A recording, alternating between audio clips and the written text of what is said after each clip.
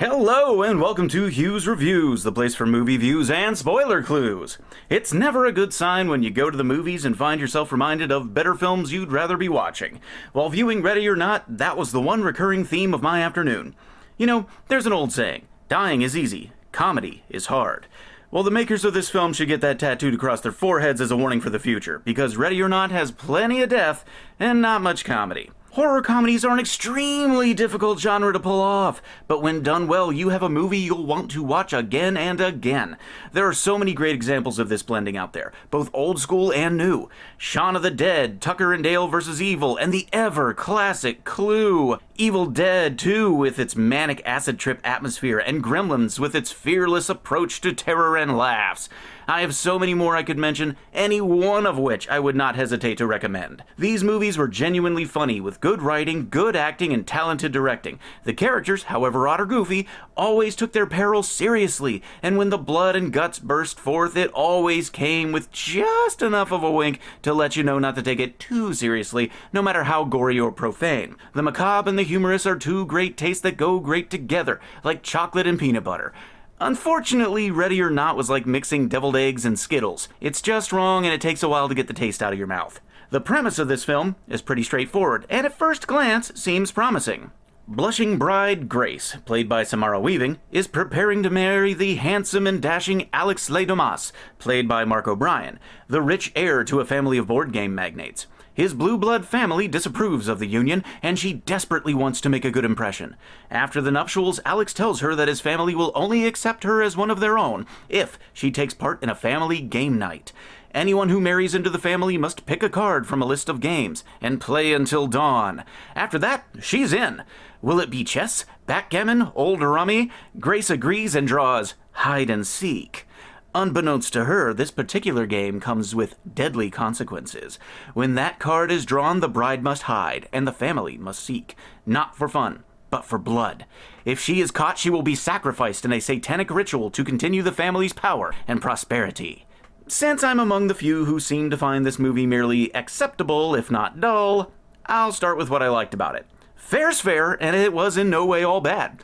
The lighting was atmospheric and foreboding, the set design, though a little repetitive, was luxurious enough, giving off the appropriate old money impression of the family mansion. The gore effects were squirm-inducing or nauseating as needed, and some of the gags did make me chuckle. But that was about it. Where the movie fails is the characters' logic, plot, and the blending of the horror and the comedic elements. For characters, we mostly have the bride, Grace, and the groom and his family. Grace is supposed to be the wide-eyed, kind-hearted antithesis to the murderous family she faces, but we don't see much of that for ourselves. We are told she is good and kind, but she never does much to display those attributes in the movie. The first time we see Grace, she's having a smoke before the wedding as she talks trash about her soon-to-be in-laws. 90% of her lines after that are obscenities and abuse. Ooh, what a sweetheart. Samara Weaving is a decent actress, who seems very natural, and at brief moments vulnerable. But she's never shown to be the kind soul the movie wants us to think she is. We are told through exposition that she is these things, and out of desperation and self-preservation she reaches for a few of them, but a purely selfless and kind moment is nary to be found. To be sure, the groom's family is everything she says they are, and obviously worse. But again, there's so little depth to them, we never care. These are not people. They're a list of attributes. The disapproving father, the cynical mother, the creepy aunt, the drunk brother and his cold wife, the druggy sister and her idiot husband, and the rest here on Gilligan's Murder Isle. The writers made a checklist of adjectives and then forgot to write the people they were attached to. The most interesting character, at first, was Nikki Guadagni as Aunt Helene, who I kept mistaking for the grandma because her pinched face, hunched posture, and overdone makeup made her look 20 years older than her brother, the groom's father. That aside, I giggled every time I saw her as she hovered on the edge of the wedding proceedings, glaring silently at the bride-to-be. Understated, genuinely funny, and interesting. Words that cannot be used to describe the majority of the movie. Honestly, Aunt Helene's introduction was the funniest part. Her twisted scowl and cruel stare reminded me of Frau Blucher in the gloriously clever Young Frankenstein. But where Cloris Leachman played that part with eerie charm, once Aunt Helene starts talking, she goes from unnervingly amusing to a comedy flatline. The rest of the characters aren't much better. They're all single-note pieces of a bigger puzzle, and they never reach beyond that, except for maybe Adam Brody's Daniel. Henry Czerny doesn't do much but mug and grin, Andy McDowell never seems to find a groove to settle in, and the rest are forgettable boobs. Though advertised as a straight horror comedy in the vein of Shaun of the Dead, it is more an awkward, dark comedy, where the humor is all but forgotten for long stretches at a time. 20 minutes will go by, and then it's as if the writers suddenly remembered there were supposed to be jokes, so they'd insert a tired or boring sight gag, and move on. And so many of those gags and punchlines were ripped straight from better movies that I made a game of naming them as they happened just to pass the time. Clue, Hot Fuzz, and even Austin Powers made the list. This movie is the lesser son of greater sires. But it's a B-movie with a small budget, I can hear you exclaim and excuse. I'll admit that for a movie with a meager $6 million budget, it looked far more expensive than it had any right to. But there have been movies with similar budgets that, though they did not look as costly, they had far better writing and directing to make up for it. And that's where the film's biggest problem is. Directors Matt Bettinelli-Olpin and Tyler Gillette... Wait, why is there always a Tyler? Anyway, and writers Guy Busick and R. Christopher Murphy are mostly known for 5 out of 10 filler films. Slasher flick B-movie fare that never rises beyond the bare minimum of competency. And though this movie is better than a lot of their work, it's not much different in that respect. A few more revisions of the script and a better director could have turned this merely acceptable movie into something great, but those involved here were not up to the task. To make gore funny, you have to get creative. Blood and guts are not funny all on their own, not unless you're a psychopath in need of serious counseling. No, the horror must be presented in such a way that it becomes amusing. Character reactions, the irony of a death, over-exaggerated gore that goes so far beyond realism that it becomes silly. There are ways to make even some of the most horrific acts chuckle-worthy if they are presented properly. The hardest I've laughed in a decade was at a scene in Tucker and Dale vs. Evil where a man leaps headfirst into a wood chipper and Alan Tudyk asks of the twitching remains, "Are you okay?"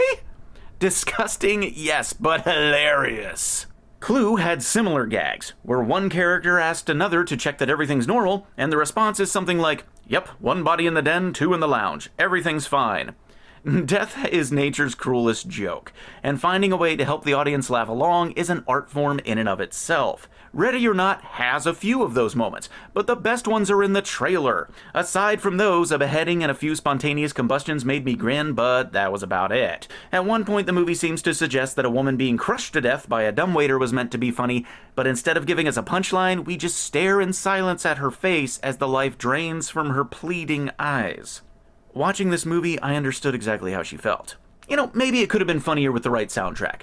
Put a jaunty song over the struggle for life and death, you can get a laugh. Imagine The Walking Dead with happy music and different editing. Throw in a few jokes, and you've got horror comedy. The moment in Shaun of the Dead where they were beating a zombie to death while Queen's Don't Stop Me Now played is a perfect example. And though Ready or Not tried that once or twice, again, it is an element that the director seems to have forgotten about until it was too late.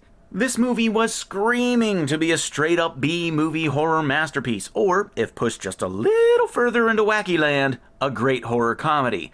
Somewhere in here is a better movie, but the way it jerks the audience back and forth between the two genres shows that those making it didn't know how to put the pieces of the puzzle together.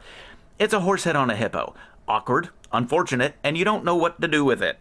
Honestly, I'd like to see a straight-up horror movie cut of the film with the jokes removed. And I think I'd love it as a B-movie slasher flick. Seeing this film in theaters wasn't all bad. I saw it on the opening weekend of It Part 2, so while everyone else was watching that jump scare dreck, I had a theater all to myself. A private viewing in a theater is a rare treat to be relished. I just wish it had been for a better movie. Ready or Not is fine. It's competently shot, the actors are all fine, I don't regret seeing it. It just wasn't nearly as good as I'd hoped it would be. There are a few slightly clever nods, such as the Les Domas name roughly translating to The Thought when they're all idiots, or Mr. LaBelle being a candid reference to the vengeful pagan Baal. Grace wears white, evil wears black in the old-fashioned film sense, but as a whole the movie is too disjointed and mistakenly sure of its own cleverness to be worth a watch in theaters. Stream it, rent it, then forget it. That's what I'm gonna do. And that's it tonight for Hugh's Reviews. As always, I'd like to thank our generous underwriters at Moons of Vega Photography. Drop them a line on Facebook and tell them Hugh sent you. If you want to know my favorite list of horror comedy classics, or if you have some you'd like to suggest, let me know at WXPI Radio of Williamsport. And as always, happy viewing! Mwahahaha!